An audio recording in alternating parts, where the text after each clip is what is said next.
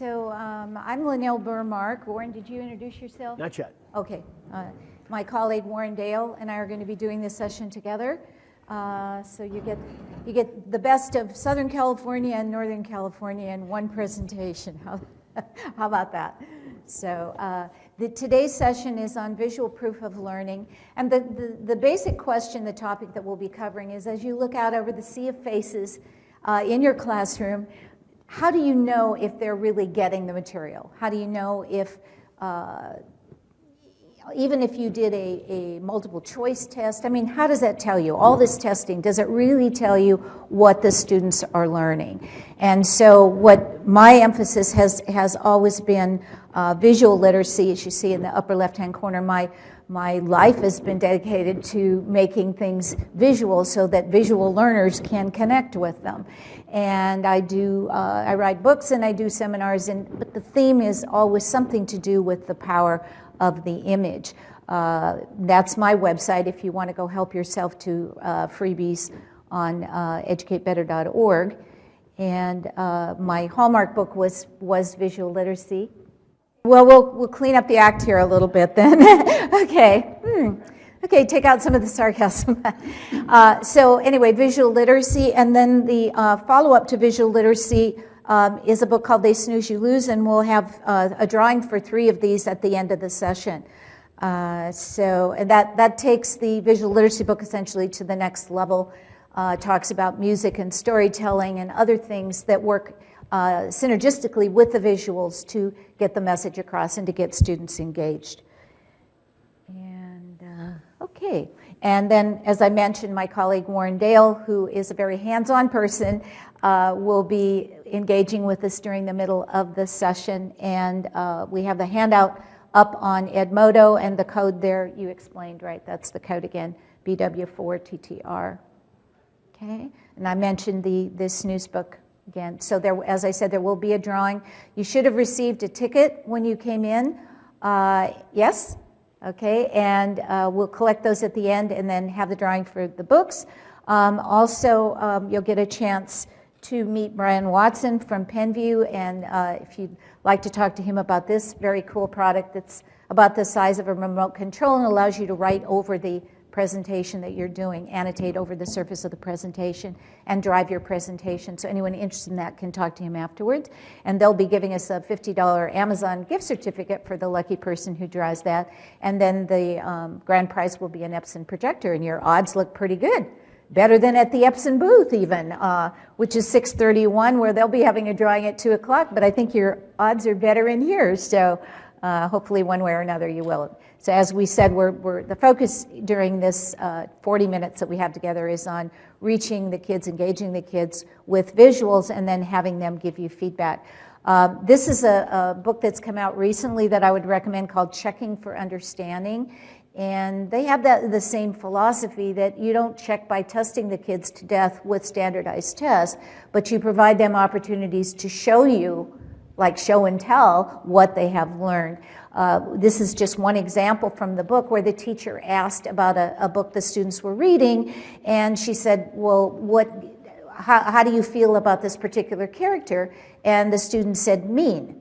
Came up with one word, and then she had her diagram it out with different words and give evidence, and look how much more she flushed out when she was able to kind of produce it in a visual manner. So that, again, is just one of many examples to go from just saying mean to, even though it's using words, it's done in a visual way, and a lot of kids connect better with the visual. How many of you have heard of Bob Marzano?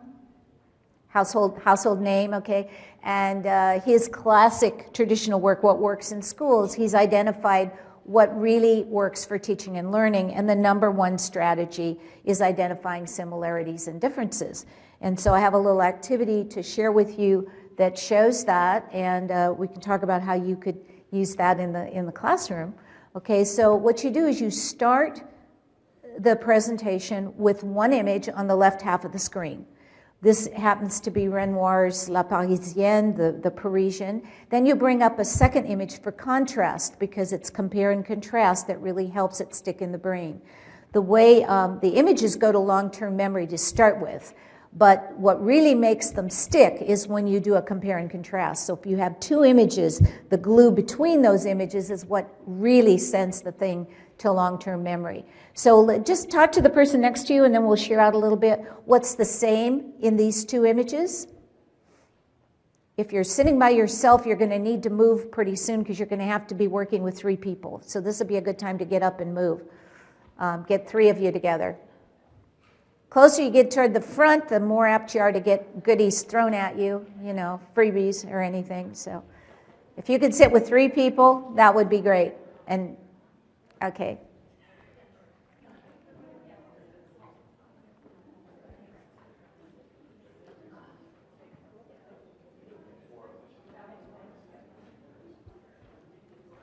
All right. So what do we see that's the same in these two? Anybody shout out? What's? Pardon? They're posing for a picture. Okay, they're in like a pose stance. What else? Direction of the pose, some kind of headgear. Yeah, okay. Fancy dress. Uh-huh. Hair color. Oh, yeah, hair color. Okay. Mm-hmm. Kind of the facial expression, that sort of pouty look. I had somebody point out the other day they both had a high neckline, which just cracked me because, you know, Cher is half naked, right? But she does indeed have a high neckline. Yeah, they're both, yeah, fairly confident. Yeah, okay. They both have some kind of bustle thing too, okay? Then what you do is you change the first picture to something else, and then you contrast these two, okay? So what would be the contrast here? Similarity in these two.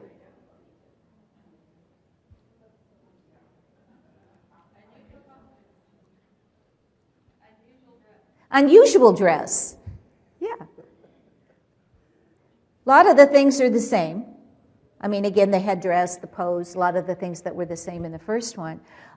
Your point about the unusual dress leads to probably the most interesting likeness in these two. Does anybody recognize? They both have drapes, yeah.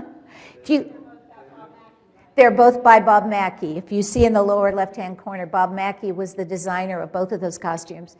The one that he did for Cher, the one he did for Carol Burnett on the left, the crew didn't know this, so when they did a skit, Went with the Wind, which was a parody of Gone with the Wind, and Scarlett O'Hara, who's Carol Burnett, comes down the stairs in this thing, and she says, and Rhett Butler says how beautiful it is, and she says, oh, this whole thing, I just saw it in the window and I had to have it, you know, and all this is ad lib, and meanwhile, the cast, I mean, it was a hoot. If you could see it's up on YouTube and everything if you want to have a look at the skit if you hadn't seen it. But, okay, so then the next thing, so you as the teacher might do these first 3 just to kind of set the pattern. Then the next slide to come up would be something that would be provided by a student. What might be another one in this kind of sequence of what I call the brain train that could be compared and contrasted? And an easy way to do this, if you're on the Mac, is to use the app Frametastic, because what it does, you can pick the 2 vertical frames and then you slide the image behind the frame.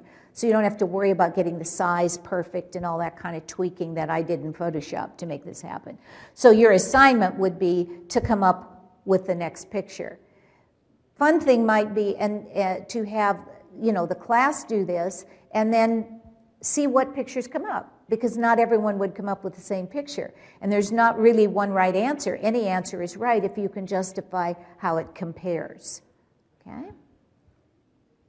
Warren? Good morning again, everybody. This is a picture that was taken on the big island of Hawaii at a dolphin encounter. And I'm working on a project I call Campfires in Cyberspace. And I was working with 8 classrooms in 3 different countries around the world. And what we did was I just had my iPhone out and went into the water with it. And we were able to have to talk to the trainer, and the kids were talking to the dolphins and the trainer and everything, a whole interaction going on. And I was connected with a second grade classroom, and the trainer was explaining how she trained the dolphins and how everything worked. And we're going on probably 10 minutes, 15 minutes into it, and back came a little voice saying, "Are those dolphins from Hawaii?" And the trainer said, "Well, no, they're not." "How did you know?" They bring them in from the Caribbean because the water around Hawaii is very deep. And the Hawaiian dolphins are used to deep water. If they put the Hawaiian dolphins in a shallow lagoon like this, they would beat themselves to death trying to dive or get out. So what happened was, she said, "How in the world did you ever find out?" And back came this little voice. "I Googled it." Second grade class. So much into what was going on that she was Googling the dolphins to find out more. Now, do you think she was in the moment of the class? Do you think she was learning something? And a matter of fact, she was doing more than we ever expected, and that blew me away. And that's why I'm working on another whole project, another whole session, Campfires in Cyberspace, where we're actually connecting 2 kids in your classroom together with you 2 kids in your classroom. They're studying something, and then they put together what I call a proof of learning. Could be a movie, could be a PowerPoint, could be whatever. And then they present their proof of learning in both classrooms simultaneously. And this is the kind of stuff I really want to start talking about today, because we don't know really what kids are learning. I was reading some articles last week.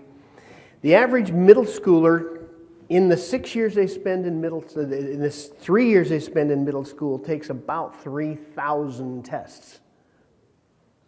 Multiple choice, fill in the blank, all kinds of stuff, very good for the person who learns by writing and reading. What percentage of your students is that? Anybody know? What are the numbers? What percentage of a class are tactile learners? Visual learners, so on. Where are the numbers? You're missing 3/4 of your class if that's the only way that they show they learn. If that's the only way you're teaching. And that's why we want to talk about something different today. We want to talk about how we learn, how we can test, how we can get a proof of learning that is not the traditional way. Because, well, okay, here we go. How many have worked with Khan Academy? Anybody here? Any kind of, look around. What did you learn from Khan Academy? What did you learn, ma'am? Ma'am?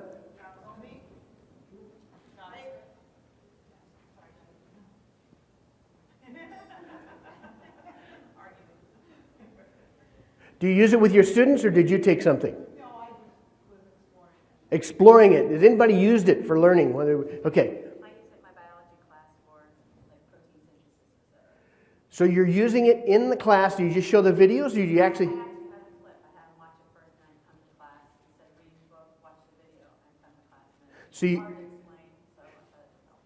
so you're flipping the class with Khan Academy. Yes. How much work was that? I put a link on my website. Did you hear that? Put a link on my website, and that was homework.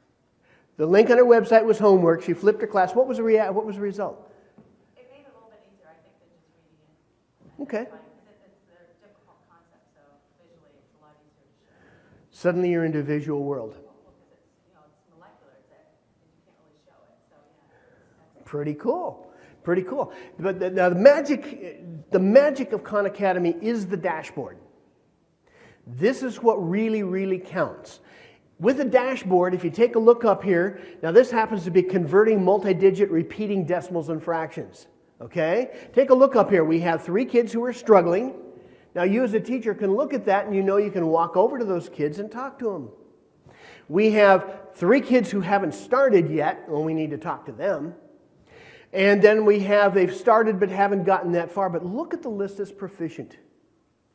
Do I need to lecture to that class about how to convert multi-digit repeating decimals?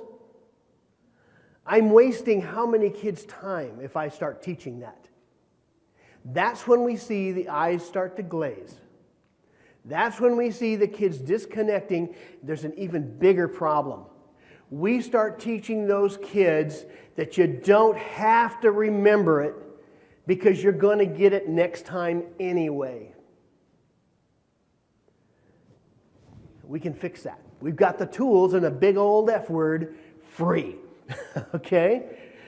Now, I want to talk about, I believe, the most powerful way. How many of you have had your kids make videos in class?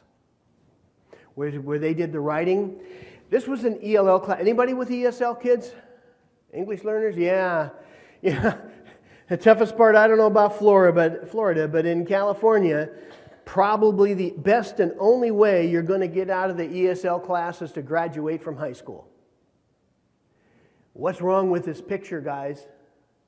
Everything we know about it, if the kid doesn't get it 2 years down the road, we give them an extra period. Or once they get in middle school, we give them 2 periods of English. And then pretty soon we give them 3 periods of English, and they still don't get it. They're stupid, right? Wrong. Why aren't we changing our... Here's where we go. This is an ESL class. They got iPod Touches in November. The day they got the iPod Touches, they walked into the ESL class and the teacher said, put away the textbook, per se. You're going to be making a movie. They were studying disasters, hurricanes, tornadoes, volcanoes, earthquakes, all that kind of good stuff. And there's a column in the book, and they read about, say, a tornado, and then they answer 3 or 4 questions. And then they read about, say, an earthquake, and answer 3 or 4 questions. Really exciting stuff, right? So she said, now what I want you to do is I want you to make a movie. First you're going to choose the natural disaster. The next thing I want you to do is let me know so everybody isn't making about earthquakes. So we cover the subject area. She said, then I want you to get together with a couple of buddies and I want you to write a script and make a movie. And we're going to show those movies in class. Kids said, no, we don't need to worry about that. We can make a movie, no sweat. Well, what happened here? What do you think's on the other side of that notebook? What do you think that is? It's a script. It's a teleprompter. You got it. Hello, this is April. Come on, back it up. There we go. Here's a script. After about 10 minutes or so, they were all writing their own scripts. Because they knew they had to do it. They couldn't make the movie without it. Well, 2 days later, they started showing the movies in class. And here is the first effort of one kid. This is a kid in the 6th grade. He was born in the United States, but because he didn't speak English at home, he was automatically put into the ESL program.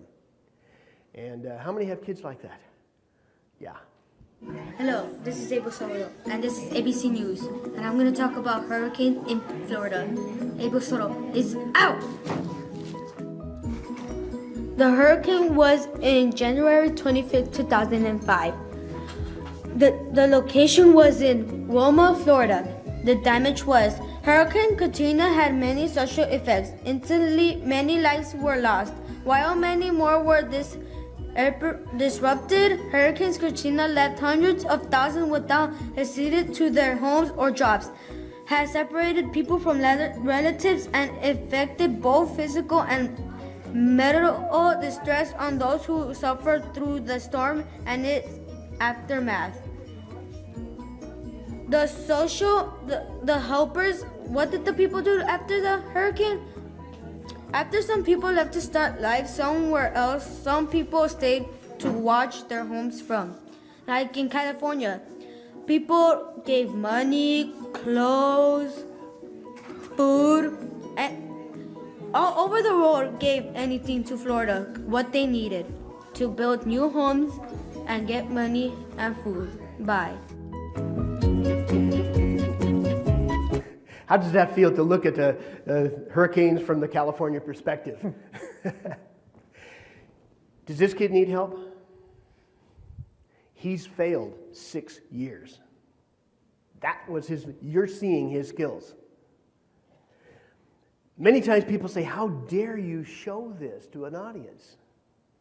I have to show it to an audience. This is what's going on in our schools. Now, what was this kid working on when you heard him? Struggling with his reading, struggling with his ideas, struggling with all this stuff. But what was he really doing? He was learning. He was getting better. This was in November. By May, he transitioned out of the ESL program. 73% of the kids that were in the ESL program with the iPod Touches transitioned out in less than 1 year. Now, why didn't we do that from the beginning? Why couldn't we have done that from the beginning? But if you take a look at what's going on there, when you're making a movie, you've got a threefer. First of all, you've got to do the writing. That means you have to write, you have to read, you have to do all that stuff. Then you have to go find pictures. Now, many times they're finding pictures and writing and finding pictures because it all seems to come together. Then you throw in the music. Now, this was a first effort. Without editing, just straight the way he turned it in.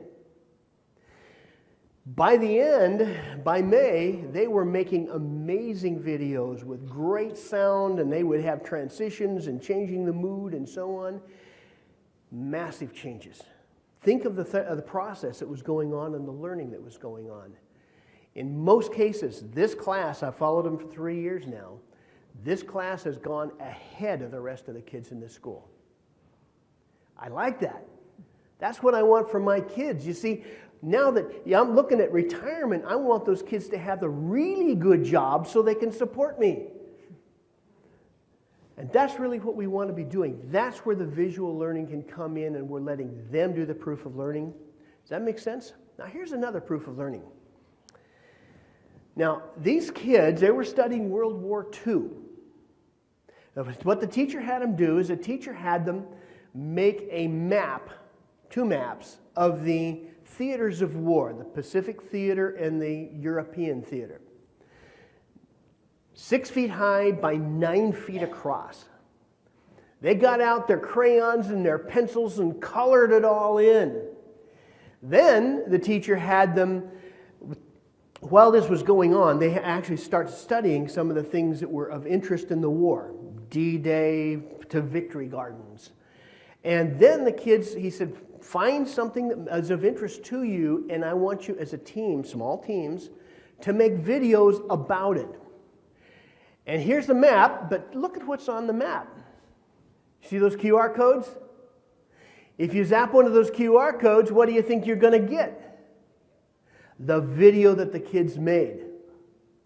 Now, what happened was he teamed up with the English teacher.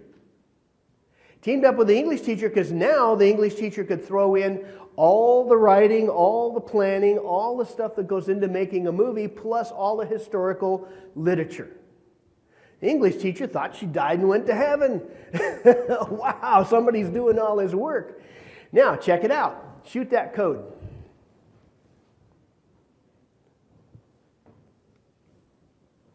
This is the school newspaper online that you can actually see the article in the newspaper that was written up about it.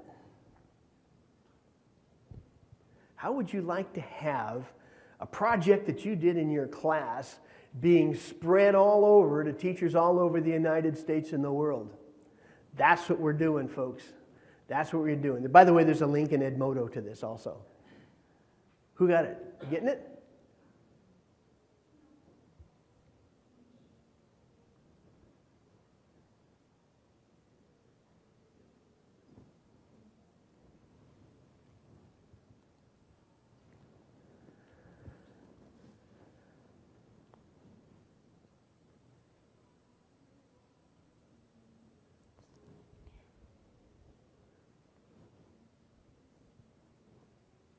Anybody? Yeah, get up if you need to. It's all right.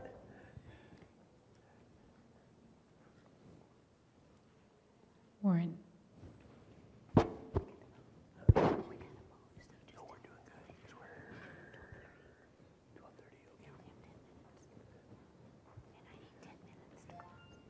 Somebody got it.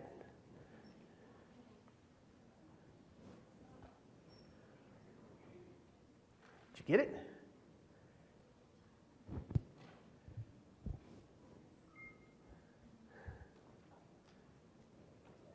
Learning how to use QR codes. It's kind of like riding a bicycle. Once you've done it a couple of times, it gets a lot easier.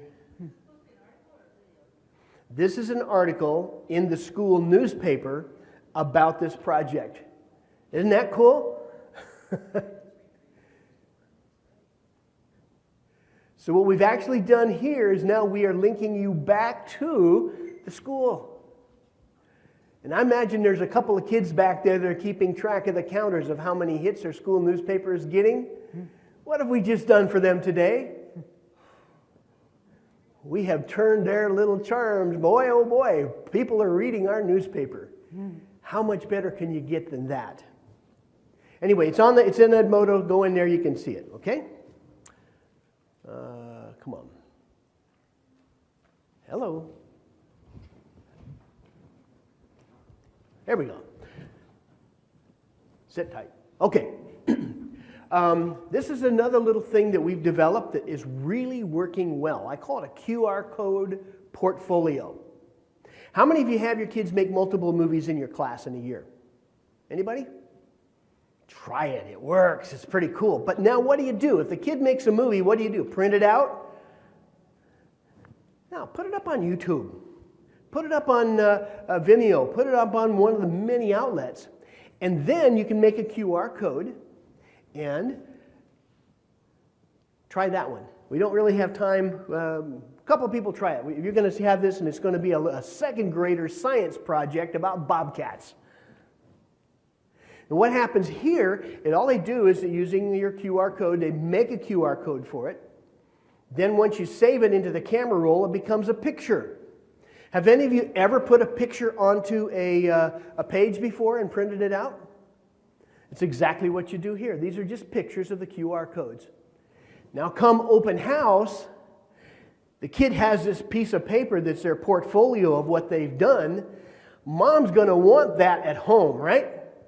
Instead of having the nice little thing where they've made a finger painting and hung it on the refrigerator at home, now they have this.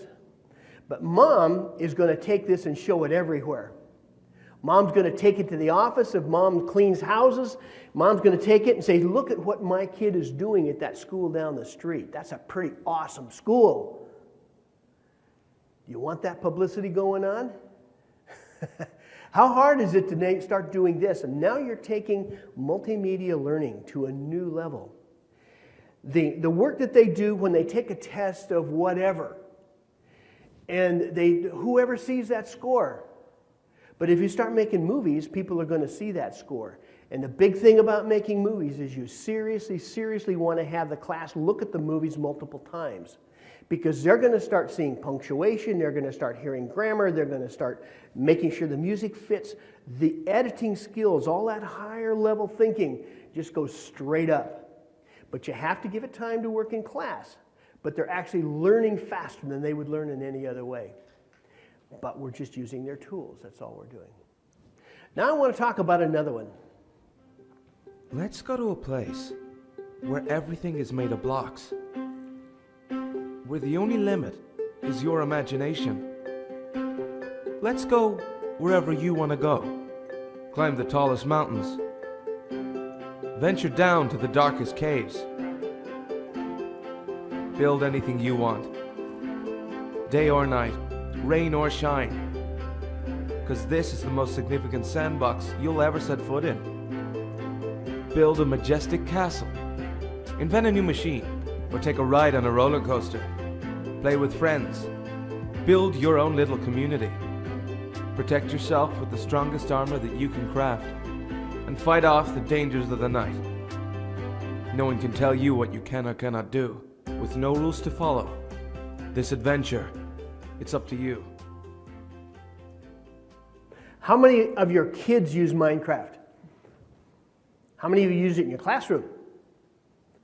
There's a few. What are you doing with it in your classroom? Tell me. I have students create videos in biology class for different biomes. They've actually created biomes and narrate the video from Minecraft. Did you hear that? Creating biomes in the class and then convert that into a video. Do you ever let them explore each other's biomes? What happens when they start exploring each other's biomes? They get very competitive. It's actually a lot of fun to see because they critique what's in that biome and they're actually learning from it just by competing in the old Minecraft. Did you hear what? Did you hear that? Biomes. How many have taught biomes to your kids before? Real exciting, right? I mean, it's one of those things you look at and shudder. You have your kids competing against each other, making sure it's correct, making sure the content is there. Am I right? Do you twist their arms? This is the difference when they can start creating, and that's what we can do. Now, how does this show up as a proof of learning? Imagine if we were able to pop a QR, and I want to talk to you afterwards, pop up a QR code and let the audience play the biome that they've created. Wouldn't that be fun? What happens if you would go back to school and say, I've got a crazy guy who's out there and he wants to take your biomes, the best of the biomes that we're going to make, because teachers are going to play it all over the world. What would your kids do? Who's doing the teaching? Now, time out. You have become the best teacher there is because you have opened new doors for them and opened new ways of learning, and you've let them go through. And you're sitting here saying, wow, you did that? I'll bet you that you would be on the list for the best teacher they've ever had. And how much work was it? You hear that, guys? Anybody else have a similar experience?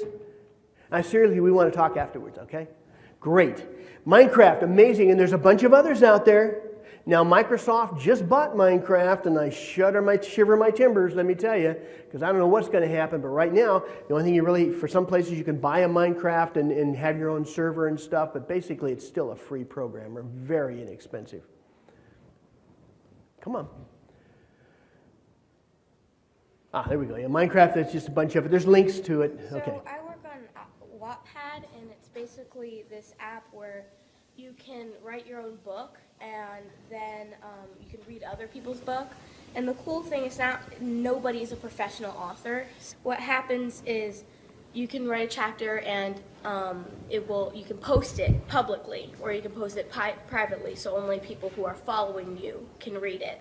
But I like to post it publicly because then people can just look in that genre and see my book, and they can start reading it if they wanted to. I write 2 books. I have 150 reads on my first book, and my second book I started about 3 weeks ago, and I have about 25 reads. So yeah, it's pretty cool. What I love about it is that people can vote and comment on it, and since basically you can tell it's all girls, nobody really does any bad comments. It's all like, I love your book. When are you going to update? So I update, since I want to focus on my schoolwork all week, I set up that I post a chapter every weekend. So on the weekends, I'll sit down with my iPad and I'll start writing about it. And then by the time I'm done, I'll just hit publish and it'll go off and people will read it. What's really good about it is that I had to write a 5-paragraph essay for my English class, and I found it much easier than the last time I had to write an essay. So I love Wattpad. Wattpad's really good. Yeah. I have to give you an update. This was taken 2 years ago when she was in the 6th grade. She's now in the 9th grade. 7th grade? 8th grade. There we go. I'll get it straight. She's now in the 8th grade. Her least popular book has over 1,500 reads. Her most popular book now has over 9,000 reads. When was the last time you sat in a class, you were in a class with one of your students had a book published with over 9,000 reads? Now, I've had English teachers come up to me and say, well, what is that? If you go to Wattpad, and I suggest that there's a link there. If you go to Wattpad, there's these different genres and everything else. They say, what does this have to do with education? Have you written a book with 9,000 reads? What would happen if all you did in your class was say, I'm going to give you credit for writing. Let's see how well you can do. Let's see the audience you can get. And I'm just going to follow you, and I'm going to see the quality that you can produce. Now, do you think that's a way to start evaluating a student's progress? And who's doing the work? We got to hurry on. I'm really sorry here. Here we go. Okay. So if you need to be sitting next to 3 people, and you need to have your little ring. You can't put it there. Oh, you can try, but good luck. Just put it on the table, Warren. I got it. Okay. Okay, so be with 3 or 4 people, and the person in your group with the longest hair will start. This is what's called a progressive story, and think about how you could use this as a proof of learning. We're going to do this really quickly, all right? So the person who has the longest hair starts. When the first picture comes up, oops. Okay. You really don't need the rings, but you can use, it's fun to use them in the classroom, so. Okay, go on to the first picture. All right, so the person with the longest hair in your group, start a story with this picture, then toss your ring to someone else in the group, and they will continue with the second picture. Okay, so once upon a time, whoever has the longest hair, we can do this really quickly. Okay, and second person continues the story.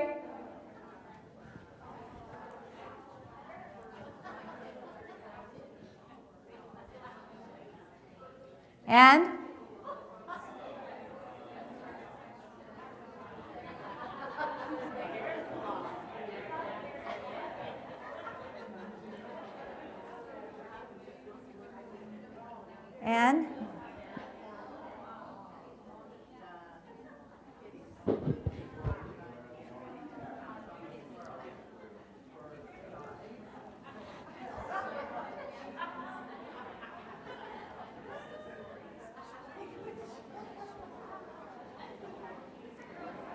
next.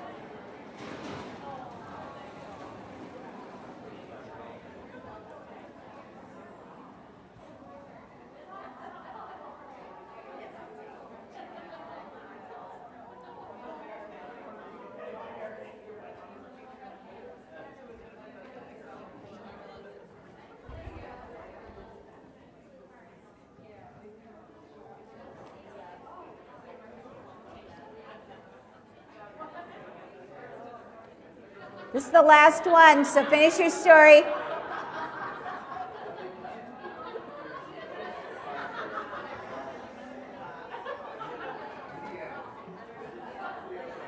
Okay, give yourselves a round of applause. My favorite one I overheard on this was, I'm just looking for my iPad. But anyway, I heard a couple people say you'd like to know where these images came from. It's on the Edmodo handout, but it's also here, FunPic, and then .hu for humor. It's hard to find funny images because most of them are really tasteless when you do searches on the internet. So again, I wouldn't send students here, but you have much higher odds if you go to the animals section there of finding things you can actually use in class and not offend. Okay, and the EN at the end is for English. This is available in multiple languages, but that link, I think, is a really good one for finding fun images. So how many of you participated in this activity? Everybody. How many times in class do you get everybody participating, right? Break it into groups of 3. That works optimally. How many of you laughed at least once? How many of you have been able to fall asleep laughing? Okay, so it's a good way to keep your audiences and your classrooms awake, is having them laugh. Do you think you could use this technique? All right, the pictures, who does the pictures? I did these to get you started, but let's say it's the end of the semester. How about a group of 3 of you putting together your visual proof of learning in 6 slides? What did you learn? Or 1 slide, what did you learn? Show me visually what you learned. And then the other students in the class can narrate over your story with no words given and see what they come up with your pictures. Very good way of engaging your visual learners, okay?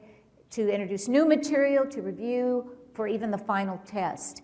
I wanted to share one other really quick thing with you. I had a response to this from a teacher who said, I took this back and used your idea. First of all, nothing is my idea, it's yours. Once you hear it, you take it out, you make it better, all right?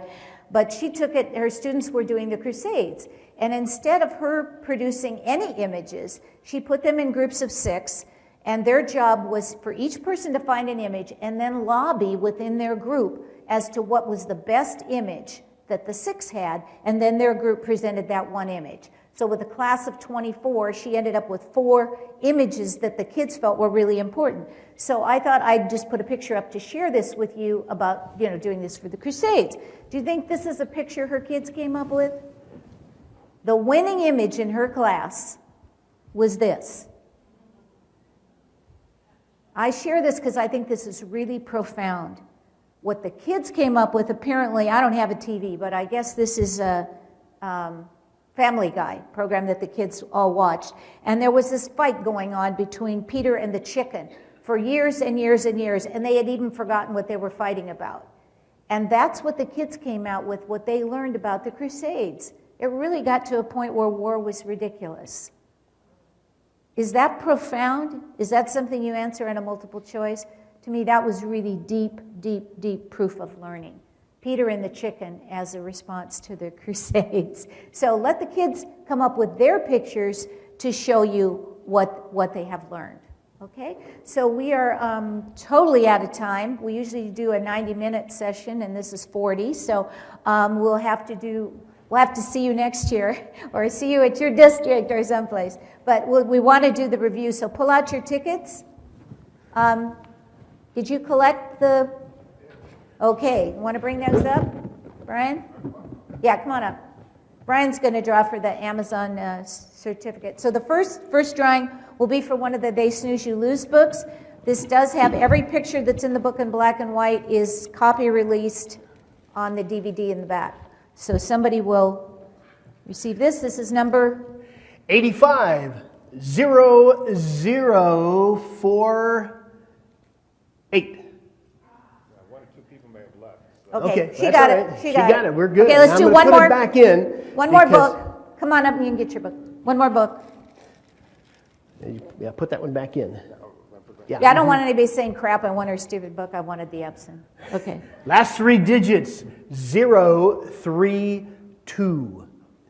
032. Must be present to win. Okay. Wow, that's cool. And she was our helper too, so good job. Put that back in there. There you go, Tanya. Okay. All right. Now we're going to have and if you want to talk to Brian about Penview, he will be here afterwards. But they are graciously giving a $50 Amazon gift certificate. This is something you want to look at. It. Go down, find him. This is an amazing. It'll transform your classroom. I don't know how else to say it. Right there. There you go. Interactive display solution type that a projector allows you to write 40 feet away from any flat surface, and also engages the student.